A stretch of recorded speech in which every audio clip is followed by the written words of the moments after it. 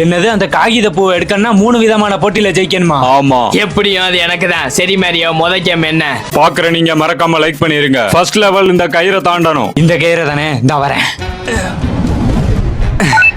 தப்பிட்டான். அவனே தவும்போது நம்ம தவ முடியாதா? இப்ப என் திறமைய பாரா. தப்பிடா கைப்புல. அம்மா. பென் ஜெயிச்சிட்ட. 2வது லெவல் நீளம் தாண்டுதல். இப்ப எப்படி தாண்டுறேன்னு மட்டும் பாரு. மிஸ் ஆயிருச்சு. இவ்வளவு தூரம்லாம் இவன் தாண்ட மாட்டான். இப்ப எப்படி தவறுன்னு மட்டும் பாரா.